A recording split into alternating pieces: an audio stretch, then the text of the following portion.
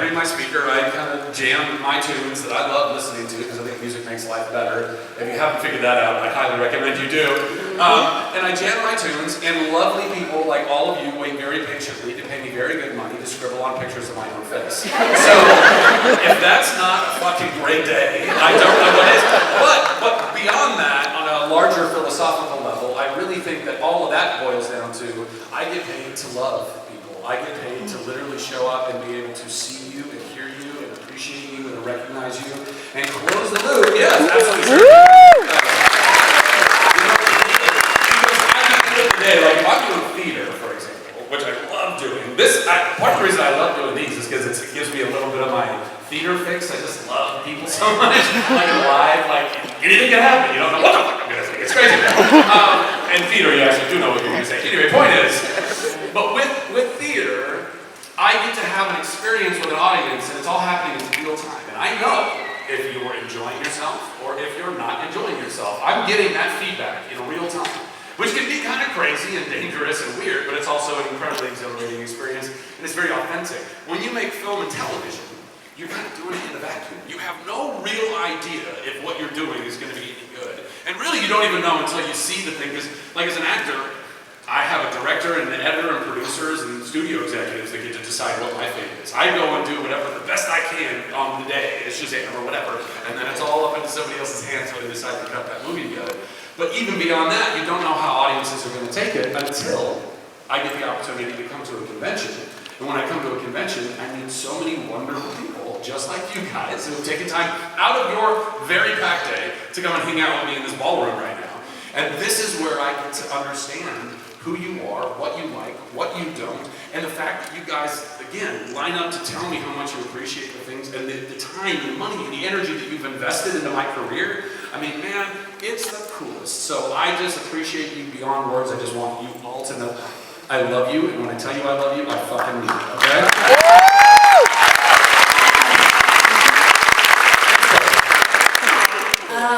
First of all, thanks for being here. Second of all, after reading your book, and you talk about your struggles with mental health and coming back and finding God again and all that. Yeah.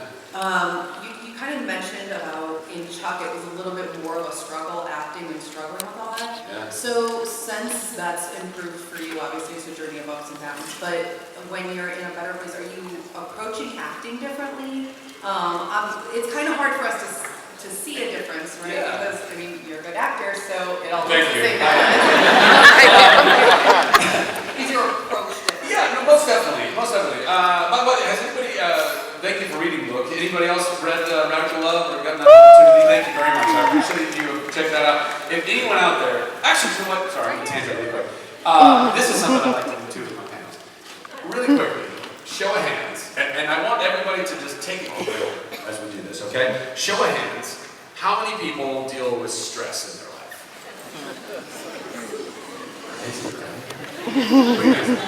How many people deal with anxiety in their life? Take a look around. Put your hands down. Thank you. But we thank you for your vulnerability and your transparency. Show of hands. How many people have dealt with depression in their life? So many of us, right? Guys, we're all dealing with the same shit. It's in slightly different packages. It happens to us in slightly different ways, slightly different traumas, sometimes very much the exact same traumas. But the book that I wrote, Radical Love, is really trying to distill all that down to show us that we are not alone. Every single one of us is going through this stuff. So when your trauma, when the darkness wants to whisper to you, you are uniquely broken, no one's broken as you are. And therefore, there's no way you're going to pull yourself out. There's no way anybody's going to love you. There's no way you can love yourself or that you're deserving of that love. That's all a fucking lie. You are so deserving of the love that you receive from anyone around you. You're deserving of giving yourself.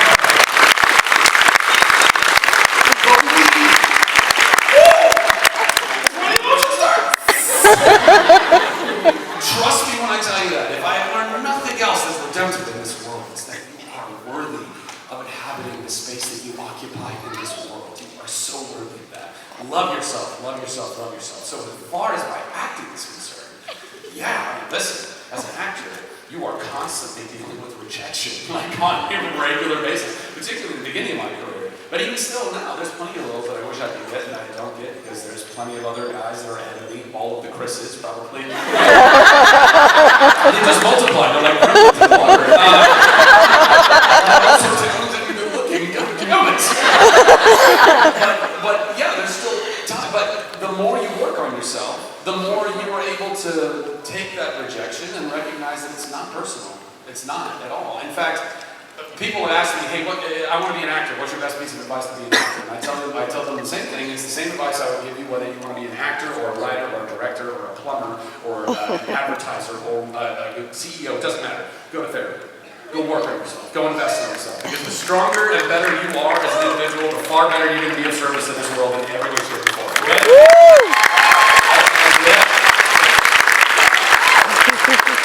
Still working. Awesome. Thank you. Wow, see, the bucks are really dropping.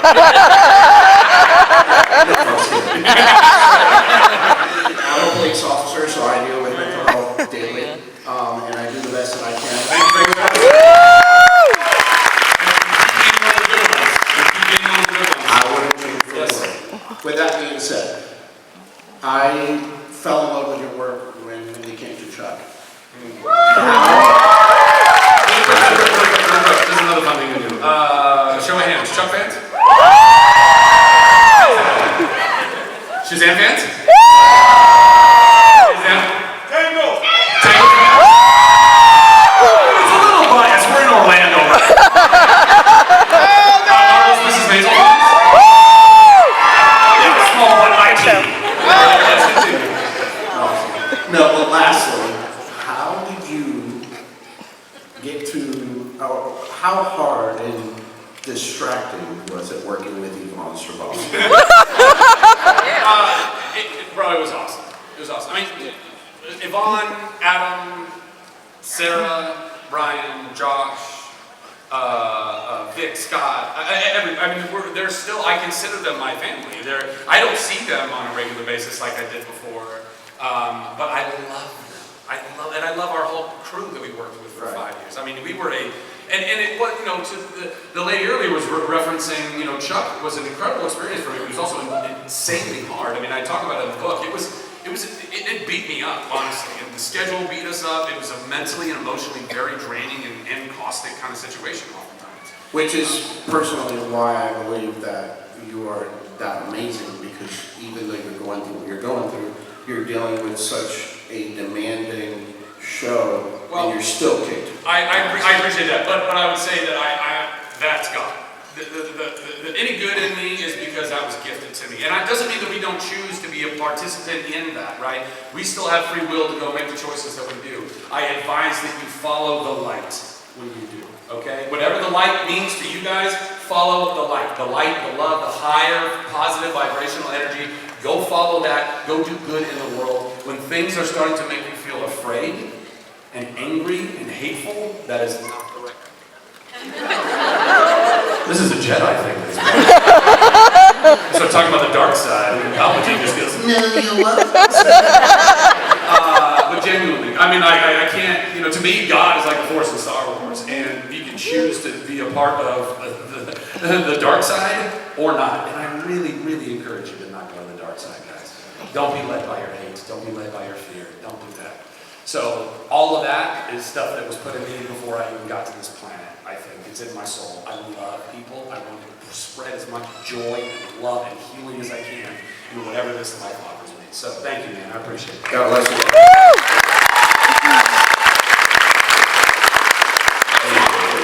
I'm Deanna. Nice to meet you. First of all, Tangled is better than Frozen.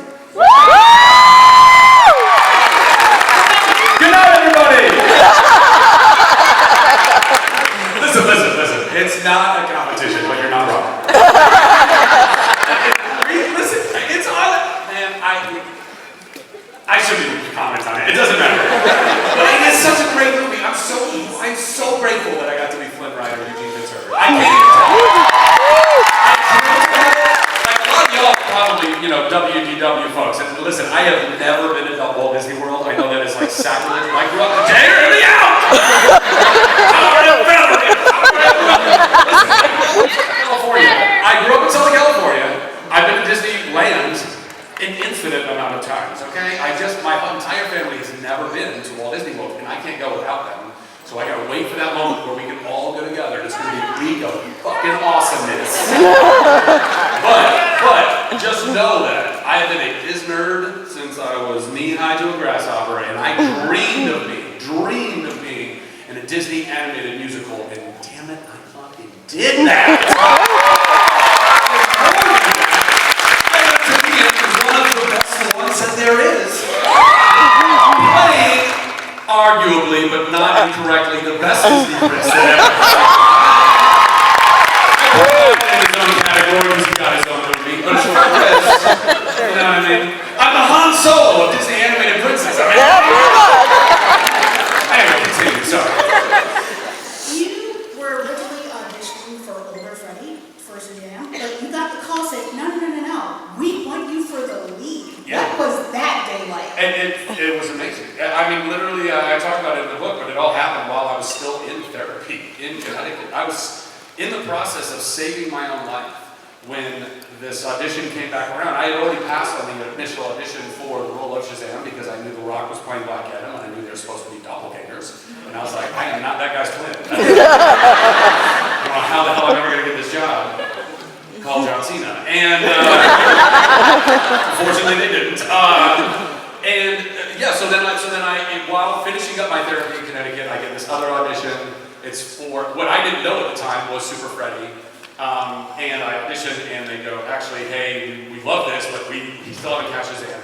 And we think you could be on Shazam. And then a week later, I mean, it's oftentimes when you're auditioning for things in Hollywood or whatever, it's not a week. You audition, you wait. So from auditioning for a whole other role to then becoming the titular character of the movie was 1 week, and to me that was an absolute supernatural. At the time, they thought, well, Flynn should probably have an English accent, which also I kind of understand. I mean, he's like this swashbuckling person living in Corona, which is far more Europe than it is America anyway. And so yeah, he was originally written to have an English accent, and they were only seeing English actors. Thank God my voiceover agent knew that I had a decent English accent, and she was like, please see him, he can do this English accent. And they're like, wait a minute. And she's like, no, please. And they're like, okay, I'll give him a chance. And I was one of the only American actors that even got an opportunity to read for that role. And when I went in, I was sort of English. I can't remember exactly what it was all about, but I was doing that. And then I ended up, and I sang Sweet Baby Jane. We needed to have a singer-songwriter song ready to sing. Now it knows when I'm angry. And so I sang Sweet Baby James, and then I got a call back, and they had me sing At Last I See the Light, the music, and I went and practiced that. And then I came back and I did that, and then I ended up getting the job. And then after all that happened, I believe it was John Lasseter had brought up the point to the team. He said, we've never had a Disney animated musical where the two main male and female leads weren't speaking in a North American kind of, mid-Atlantic to North American accent. And so they came back to my agents and they said, do you think Zach can do that?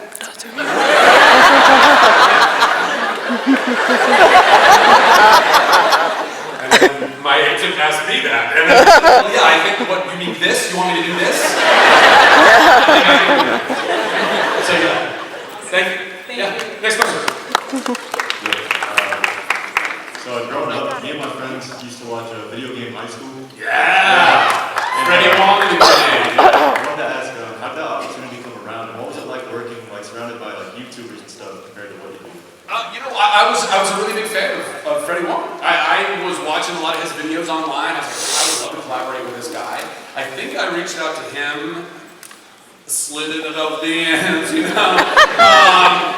and was like, hey man, we'd love to collaborate. And then what had happened was we kind of co-collaborated. I was able to get him onto an episode of Chuck. I can't remember the exact episode, but it's where I'm hacking. I'm with the wine, drinking wine and doing my hacking and stuff. And he was the other hacker I was hacking against. That's Freddie Wong.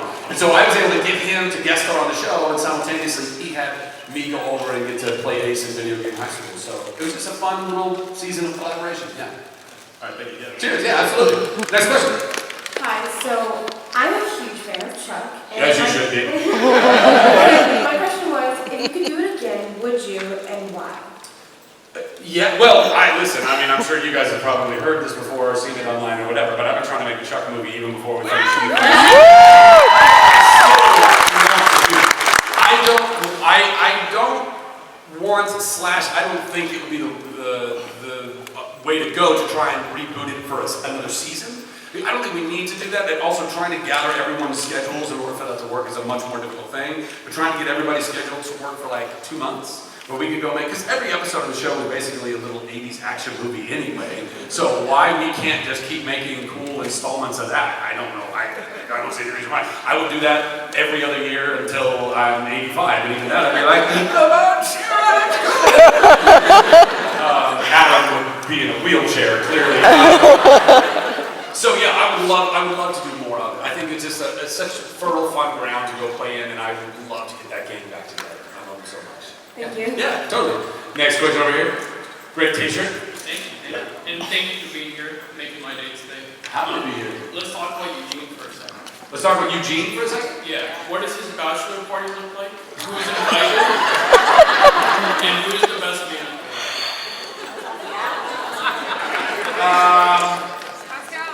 Pascal's not my best man. Although he gives great tongue in the air.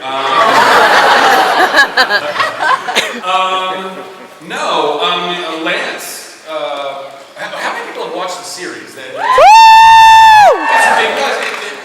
If you've seen the movie and you've not seen the series, you're sleeping on something real fun. Honestly. Oh my goodness. Does this one work? I'm gonna try this one. Watch this one totally give out. It's just gonna no, I don't like you either. Yeah, you really should, if you get a chance, go watch the series. It's really well done. It's a different animation style because we didn't have the money to go and make all the CG, but it's really fun. It's almost like basically the animation style is as if Rapunzel drew it all herself. It's like in her art style. And the storylines are adult. It's not a kiddie cartoon. It's in the same vein as the movie. It's for all ages. It's intelligent. It's heartfelt. It's really cool. So anyway, my best friend in that would be my best man, I would imagine. I don't know, what would it be like? It would be us having fun. Doing fun things.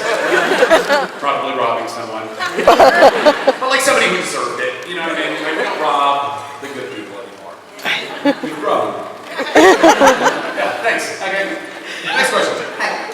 So I wanted to say that I love you since Chuck. We have all the Chuck, the entire series at home. Thank you. I love you too. You know, it's a wonderful, fun show to watch as a family. But I'm actually here.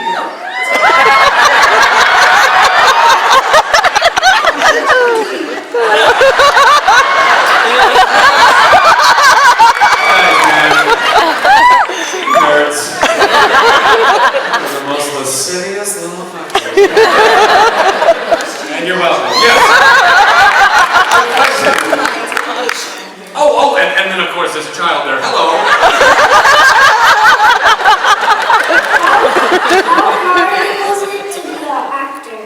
I'm sorry, what? How hard was it to be an actor? How hard was it to be an actor? Honestly, effortless. I am so good at what I do. Well, listen, it's actually quite difficult to break in, to start in the business of being an actor. Because there's a lot of people that want to be actors. And that means a lot of competition. And it's a very subjective business, so it's not like a real meritocracy, like, I'm glad I'm using words like meritocracy. It's not like sports where, you know, if you run the fastest, you ran the fastest. It's all of a sudden very subjective. Now people are like, well, I like you or I don't like you, and I don't know why I don't like you, but I don't like you. In fact, that's going on right now with the movie that just came out. Whole other conversation, we'll say that. Anyway, but so it can be very difficult, but also, if you can do it, and I dreamed about, how old are you, young lady? 6. 6 years old. So basically, since I was your age, I knew that I was supposed to be an actor. I believed that God made me to do this, to bring entertainment to people, to bring joy to people. And I dreamed it, I believed it. And I kept working on it, and I started doing theater, and I kept getting better at it, and learning, and growing, and sponging up all the things that I could. And then eventually, I was so blessed that I got to start working and doing things like this, and being a part of things like Tangled, and Chuck, and Shazam, and all these amazing projects. But it wasn't easy, it was hard to get there. But I'm really glad that try not to step in a pile of shit. One way or another. Watch this video get cut into all kinds of non-contextual blasphemy. So, well, listen, I don't know. Honestly, I'm just grateful to be Shazam. You know what I mean? All well above my pay grade. I recently made a video that I felt was very honest and earnest and kind and was not defamatory to anyone. And a certain group of people who are, I think, unfortunately representing a much larger group of people who are, by and large, cool, but this small, but very venomous, hateful, toxic, dark-hearted group of people want to take whatever I say and make it sound like I'm saying other things. And that is so sad on so many levels. So I will probably not weigh in on almost any of this stuff in the future. And unfortunately, because these are the people that go ruin it for everybody else. And not that I'm going to be silent about things, but it's just not really worth it at the end of the day. But I was very disappointed that we ended up with a headless Superman at the end of our movie. Because that was not the intention. Oh my God! Is it me? So, am I touching it in the wrong place? So yeah, but listen, I'm a comic book nerd, right? So like, I am all about the crossover. I am all about the cameo. I loved growing up reading comic books and basically, you know, like reading Hulk and Spider-Man guest stars, or reading Spider-Man and Hulk guest stars, but it's also like, it talks about the same time frame, so they kind of cross off, like, this is a genius. In fact, honestly, I remember, like, even before I became an actor in television and film, I was always curious, why the heck aren't people doing this? I was surprised, honestly, like, wouldn't it be cool if people were watching network television, and like, they kind of do it with like the Chicago fires and all that stuff, but because they all live in the same universe, but what if, like, I don't know, Chuck and a few other shows on NBC that were all the same night? What if we all had like these tie-ins and guest stars and all? Like, wouldn't that be fun? And nobody would do that stuff. Nobody could wrap their head around it. And then finally Marvel were like, well, with the movies, we're going to do that. And then lo and behold, everybody loved it. Shocker. So, yeah, so I love all that stuff. And I hope I get to keep playing Shazam longer. But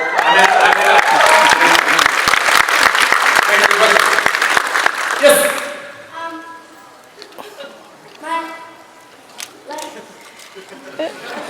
Help that boy out. Oh, pop it off. There you go. Even better. Hi. I love your Shazam shirt there, brother. Yeah, you got a cape and everything, brother. Do you like Eugene Fitzherbert or Flynn Rider, the name better? Oh, which name do I like better? Ooh, that's a good question. Also, hold on. I'm going to offend half this audience. So I love that his real name is Eugene Fitzherbert. And I don't like it just for the joke of it.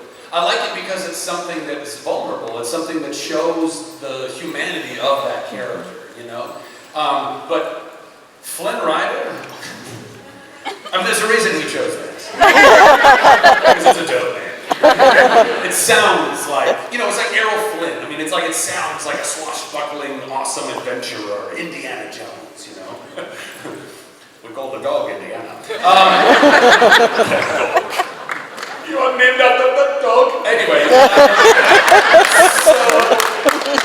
So I love them both. I love them both, but for different reasons. Which one do you like the most? Eugene Fitzherbert. Okay, well there you go. And so new, right? And we wanted to know, who is your favorite Disney princess? What? I mean, Other than Rapunzel. Oh, other than Rapunzel. You know, I think maybe Belle. I just love that she's so, like, genuinely independent, intelligent, curious, strong, empathetic, sees beyond just the physical that she sees in the Beast and sees deeper than that. I mean, there's so many parts of her as a character that I think are wonderful and wife-worthy. So I hope I find my bells in there. No. I'm telling you once you said that. She'd understand. She's super dope. She gets it. She's talking about bell all the time. Thank you very much. Appreciate your questions. Yep. Next. Hi. So you mentioned that following the light and forging your own path are vital for an individual. And I not only thought that was beautiful, but true at its core. So, as such, how have you been able to take your experiences and perspectives as an individual and weave it throughout the foundations of your characters? How much time we got? You know, honestly, I think most of it is just subconscious stuff. I mean, you bring the essence of who you are to whatever character you're playing at any given time, wherever you're at in your life, right? And there's not a lot of yes, please, come in. We're going to do the altar call in about 10 minutes. So like some people got that joke, didn't they? Good, pass buckets around, it's going to be great.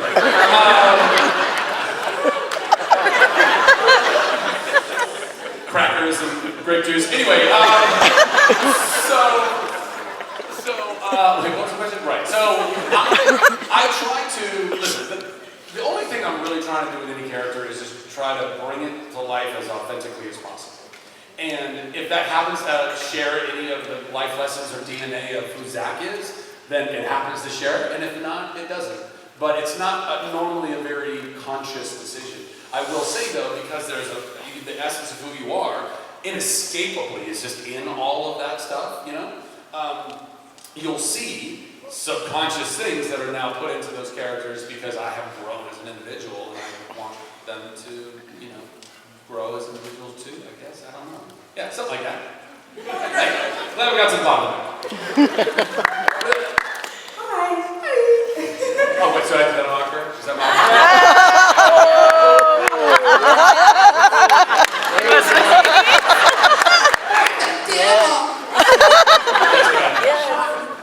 I just waited for a second. It's okay. So for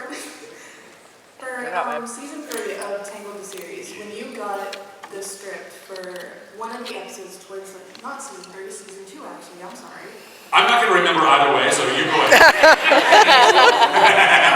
When you got the script and towards the last 2 episodes, and Flynn had that song, what was your thought on how he could portray finding out basically his entire life is just completely changing because now he finds out that he's a prince and now it's just everything. Yeah.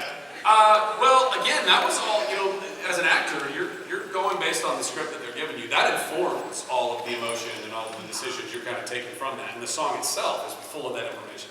So just, I was already, Chris Sonnenberg, who was our showrunner on that, was a fantastic individual, by the way, and as was all of our writers on that show were so great.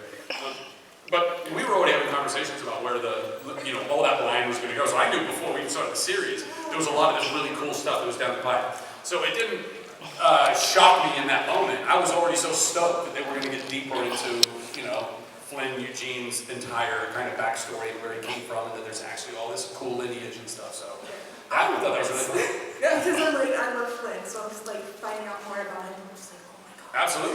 Absolutely. Thank you. Appreciate that. Yeah. Next question. First and foremost, thank you for being here. I'm hearing everything you were just speaking about. It's just been inspiring for me. Thanks, man. Happy to be here and happy to talk about it right now. Yeah. Saving my own life, going through diagnosis after diagnosis of mental health. Thank you. Are you loving yourself? Yes. Good. Don't ever stop doing that.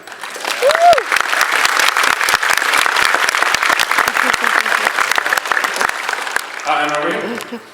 Hey. Hi. Are you Rapunzel up? Yes, you are. Yes, I am. So my question for you is, as you may know, Walt Disney World, we only have the Tangled background. Yes, I am. So I'm wondering, if Tangled were to get an attraction at Walt Disney World, what would you want to see? And for legal reasons, let everyone know you do not speak for the Walt Disney Company right now. Where the snipers come out?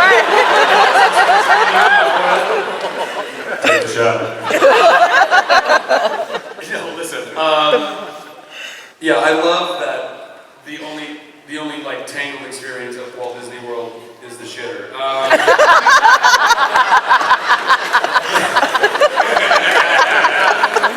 It's an important place. People spend a lot of time there. You gotta take what you can get. It's a beautiful show.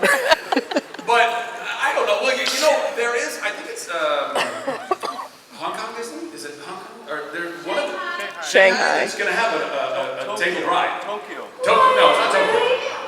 It's Well, there's a lot of. It's Shanghai. Shanghai. Tokyo. It's Shanghai. It's French. No, one of those parks. There's gonna be a tangled. It's the one with the oceans. It's Disney Open Ocean. Tokyo. It's Tokyo Disney Sea. Tokyo Disney. Oh, it is Tokyo. Oh, I thought it was Shanghai. So Tokyo Disney Sea. There will be a ride. I can't wait for that.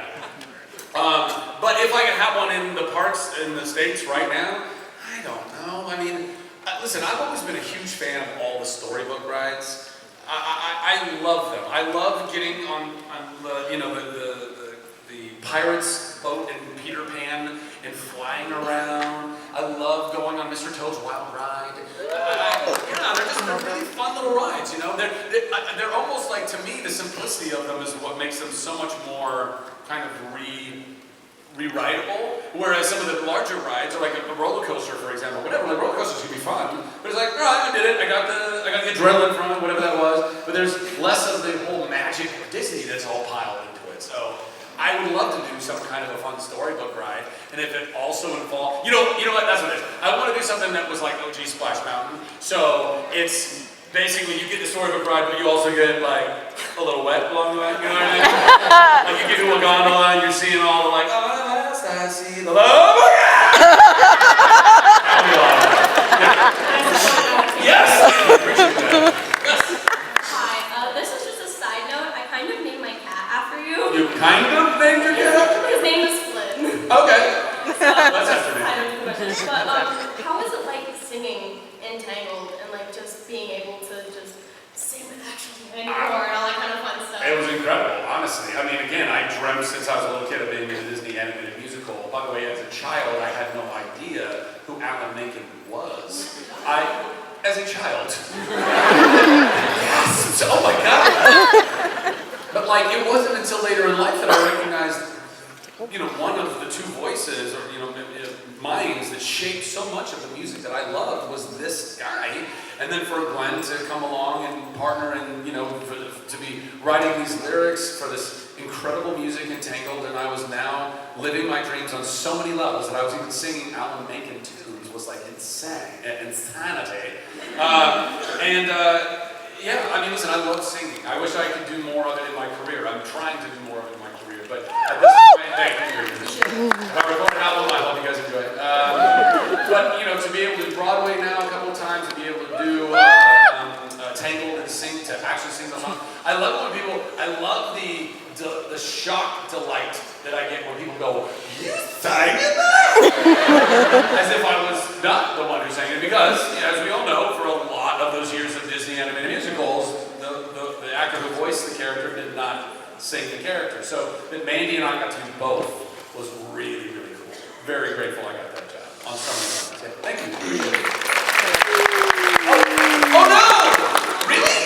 We're already out of time? Hold on, one more. Make it good. Oh my God, no pressure. Oh my God. Have you ever turned down a role that you wish you hadn't?